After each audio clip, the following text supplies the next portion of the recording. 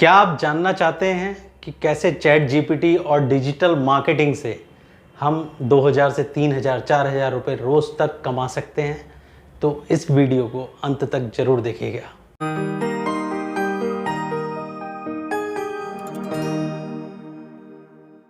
नमस्कार, मैं मोहित गुप्ता फिर से आया हूँ एक नए वीडियो नए टॉपिक के साथ।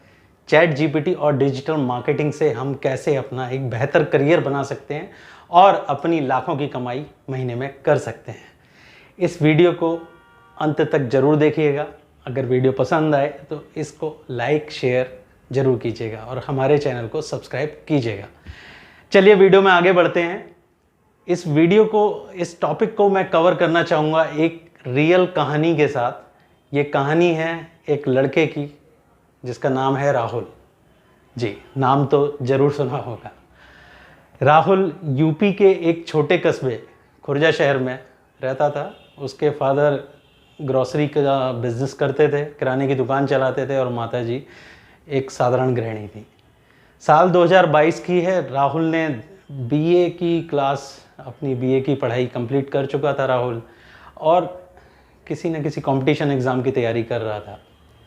राहुल ने, जैसे सोशल मीडिया पर हम सब कुछ ना कुछ देखते रहते हैं, ऐसे ही राहुल ने इस चैट जीपीटी और डिजिटल मार्केटिंग के बारे में कहीं से कोई पोस्ट या कोई किसी तरीके का कोई एडवर्टीज़मेंट देखा।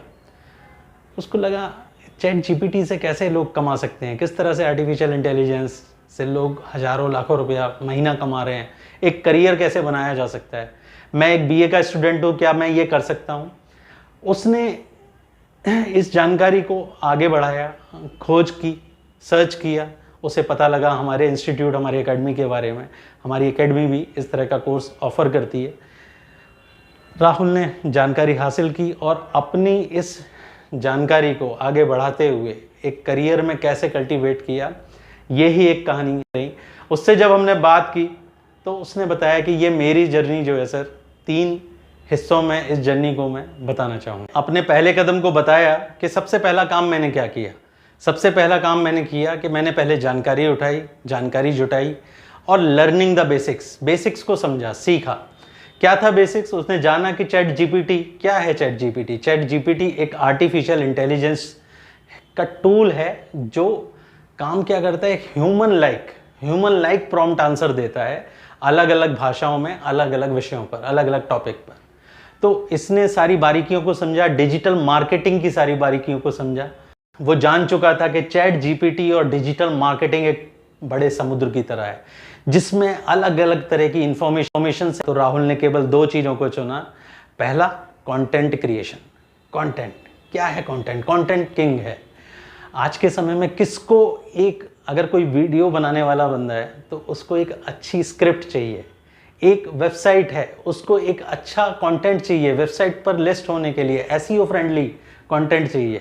चैट जीपीटी से वो सीख चुका था कि कैसे मैं चैट जीपीटी को एक कमांड देकर जो एप्रोप्रिएट कंटेंट मैं हाई वैल्यू का ले पाऊँ और अपने क्लाइंट को और अपने जो भी बिजनेसेस को मैं हेल्प करने वाला हूँ उनको उनके उस गोल को अचीव कराने में उनकी मदद कर पाऊँ। राहुल ने जो दूसरा टारगेट सोचा, जो दूसरा स्टेप सोचा, उसने सोचा कि आज ग्लोबलाइजेशन का ज़माना है।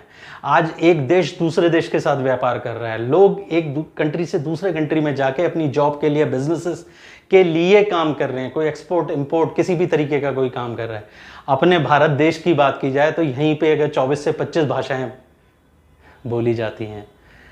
तो उसने इस चीज़ को समझा कि ग्लोबलाइजेशन का ज़माना है जहां आज एक प्रोडक्ट, एक सर्विस केवल एक लोकल रीजन तक नहीं रह जाता, एक दुकान तक नहीं रह जाता।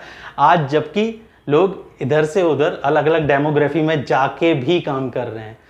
तो राहुल ने क्या काम किया, उसने सोचा कि कहीं ना कहीं जब डिजिटल मार्केटिंग का युग है, एक सोशल मीडिया का युग है, तो लोगों को पर्सनलाइज एक्सपीरियंस देने के लिए कहीं ना कहीं ट्रांसलेटर की ज़रूरत होती है। तो उसने, बिल्कुल सही समझे आप, चैट जीपीटी से उसने कंटेंट ट्रांसलेशन सीखा। उसे किसी इंटरनेशनल लैंग्वेज की कोई जानकारी नहीं थी, ना ही उसने कोई क्षेत्रीय कोर्स किया है। उसने ये 2 पॉइंट को टारगेट किया चैट जीपीटी के लिए।